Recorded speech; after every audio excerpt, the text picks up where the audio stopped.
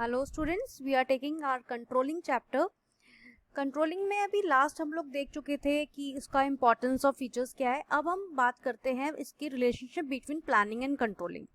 जब हमने मैनेजमेंट पढ़ा था, फिर मैनेजमेंट के फंक्शंस पर हम आए थे, तो हम उसी हिसाब से उसी को स्टेप वाइज लेके चल रहे थे। जैसे कि कोई भी बिजनेस में जब हमने बिजनेस एनवायरनमेंट एनालाइज कर लिया, फिर हम आते हैं अपने बिजनेस की प्लानिंग पर कि हम बिजनेस को प्लान करेंगे कि भाई कैसे कैसे हमें क्या क्या मतलब अपने टारगेट सेट करेंगे, और फिर उसको अचीव करने के लिए हम इनिशिएटिव्स जो भी हमें लेना है, ऑर्गेनाइजिंग करना, डायरेक्टिंग करना, स्टाफिंग करना, वो सब हम सब कुछ करेंगे। बट कंट्रोलिंग सबसे ज्यादा इंपॉर्टेंट है, क्योंकि अगर आप कोई भी बिजनेस की प्लानिंग तो आप बहुत कर सकते हैं, जैसे कि हम कहते हैं एयरी कैस्टल तो आप बहुत बना सकते हो ना, हवाई किले तो आप बहुत बना सकते हो, बट अगर आप उसको उसको जमीन पर नहीं उतार पाए, मतलब जो आपने सपने देखे और आप उन्हें काम नहीं कर पाए उन पे, तो वो फिर आपके सब बेकार है ना। और वो क्यों नहीं कर पाएंगे आप? अगर आप उन्हें ठीक से कंट्रोल नहीं कर पाए, तो अगर आप उसमें फेल हो गए तो आपका सारा काम चला जाएगा। तो जो रिलेशनशिप दोनों प्लानिंग और कंट्रोलिंग में बहुत ज्यादा है, और हम मतलब दोनों इंटर रिलेटेड हैं एक तरह से। अब हम वही देखते हैं इसको पॉइंट में। Planning is pre requisite for controlling, plans provide the standard for controlling. अब हमने जो प्लान करा है वो एक तरह से हमने अपने स्टैंडर्ड सेट कर दिया, और हमें जो कंट्रोलिंग करनी है वो उसी के हिसाब से करनी है। Without planning controlling is blind. अब अगर प्लानिंग ही नहीं करी हुई होगी तो कंट्रोलिंग किसको कंट्रोल करोगे? अगर आपने कुछ प्लानिंग नहीं कर रखा है तो भाई आप एम्प्लॉयज को क्या कहोगे कि कैसा काम कर क्या नहीं कर, है ना। If the standards are not set in advance, managers have nothing to control. भाई अगर हमने कुछ चीज एडवांस में ही नहीं डिसाइड करी है, तो फिर मैनेजर्स किस चीज को कंट्रोल करेंगे? क्या उनकी परफॉर्मेंस वो बेटर करवा पाएंगे? Planning is meaningless without controlling. और अगर आपने प्लानिंग कर ली लेकिन वो बिना कंट्रोलिंग के मीनिंगलेस है। जब भी मैंने अभी आपको बताया कि भाई आप बहुत एयरी कैस्टल्स बना लो, बट अगर आप कोई काम नहीं कर पाओगे तो वो बेकार है फिर आपके लिए। It is fruitful when control is exercise, it discovers deviations and initiative corrective measures. मतलब अगर आपको कुछ लग रहा है कि कुछ गड़बड़ है, तो आप उसमें तुरंत करेक्टिव एक्शंस लेकर उसको ठीक करें। Effectiveness of planning can be measured with the help of controlling, कि आपने कितना आपका जो प्लान है वो वर्क कर रहा है। तो वो आप कैसे देख सकते हो? कंट्रोलिंग के थ्रू ही आप उसे मेजर कर सकते हो। Planning is looking ahead and controlling is looking back. भाई सही बात है, प्लानिंग का मतलब क्या है कि आगे की सोच रखना कि हम 2 साल बाद कहाँ होंगे, है ना। और कंट्रोलिंग क्या है? लुकिंग बैक, कि हमने क्या प्लान किया था, हम उस हिसाब से काम कर रहे हैं या नहीं कर रहे हैं। आज 6 महीने हमारे बिजनेस को स्टार्ट हुए हो गए, तो अब हमने जो प्लानिंग की थी वो हम उसको कर पा रहे हैं या नहीं, तो वो क्या है? लुकिंग बैक है कंट्रोलिंग। और जो प्लानिंग है वो लुकिंग अहेड है। अब कंट्रोलिंग प्रोसेस, अब कंट्रोलिंग का जो चैप्टर है बहुत छोटा सा चैप्टर है ना, तो इसके अंदर लेकिन एक क्वेश्चन जरूर बनता है। और कंट्रोलिंग प्रोसेस मतलब है कि ही आ सकता है बिल्कुल। तो इसका प्रोसेस क्या है? सबसे पहला सेटिंग परफॉर्मेंस स्टैंडर्ड, कि हमने अपना एक स्टैंडर्ड मेंटेन कर दिया कि हमारी जो परफॉर्मेंस है इससे नीचे नहीं जानी चाहिए, है ना। तो वो क्या है? आपका परफॉर्मेंस एक स्टैंडर्ड मेंटेन कर देना, आपकी एक्चुअल परफॉर्मेंस हम मेजर्ड कर पाए, वो चीज देखना। मेजरमेंट ऑफ एक्चुअल परफॉर्मेंस, वो यही आ गया पॉइंट, कि आपने जो भी ऑब्जेक्टिव सेट करा है वो आप चेक कर रहे हैं या नहीं कर रहे हैं, और आप चेक कर रहे हैं तो आपको वो चीज़ मिल रही है या नहीं मिल रही है, वो परफॉर्मेंस आ रही है एम्प्लॉयज में से या नहीं, वो भी देखना है।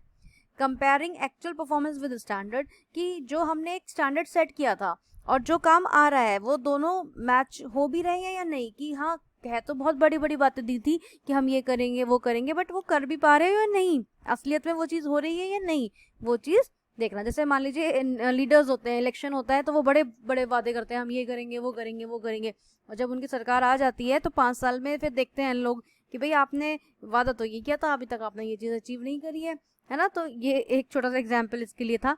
Analysing deviation, the deviations from standard exist and analyse to identify the causes of deviation, कि जो भी डेविएशंस या डिफिकल्टीज आ रही हैं आप उन्हें एनालाइज करें और फिर करेक्टिव एक्शंस लें। तो 5th पॉइंट वही है, टेकिंग करेक्टिव एक्शंस। कुछ प्रॉब्लम्स हैं, आपने उन्हें देख लिया, आइडेंटिफाई करा, तो उन्हें सॉर्ट आउट करो। कैसे सॉर्ट आउट करोगे? कुछ भी करेक्टिव एक्शंस लेकर, कि आप कुछ भी करिए, चाहे अगर आपको लगता है कि ये पर्सन मेरे इस काम के लिए फिट नहीं है तो आप उसको फायर करो या उसका ट्रांसफर कर दो दूसरी जगह, जो वो जहाँ पे वो कंफर्टेबल हो, और इस जगह आप कोई दूसरा पर्सन ले आओ। ये सारी चीजें आपको करनी होंगी।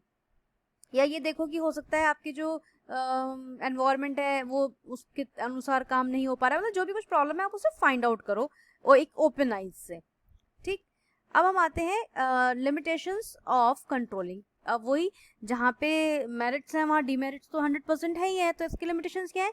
Difficulty in setting quantitative standard, मतलब हमें थोड़ा सा मुश्किल आती है कि हम एक स्टैंडर्ड सेट कर पाए क्वांटिटेटिवली, इस वजह से।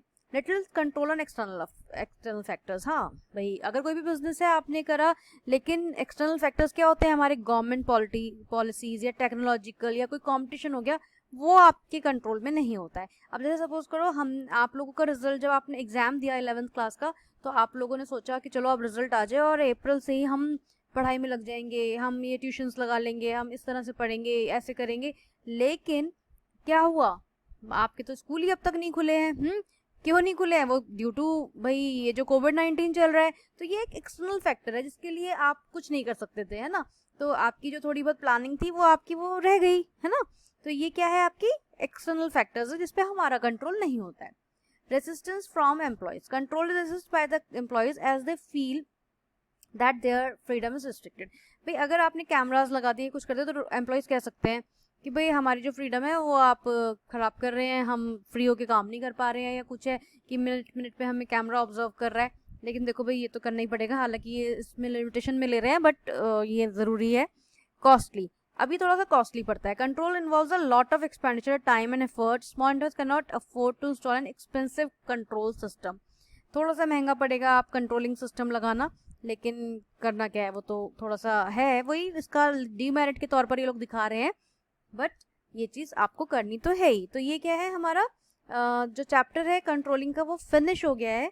ये बहुत ही छोटा सा चैप्टर जैसे मैंने आपको बताया, बट इसमें से आपको क्वेश्चन ज़रूर पूछा जाएगा, एक जैसे प्रोसेस का या जो भी रिलेशनशिप वगैरह है। आप बहुत ही छोटा सा चैप्टर है और बहुत ही ईजी, आप इसको एक बारी और अच्छी तरह से पढ़ें तो आपको क्लियर हो ही जाएगा ये, और आपके एग्जाम में इसमें से एक क्वेश्चन ज़रूर ही आएगा।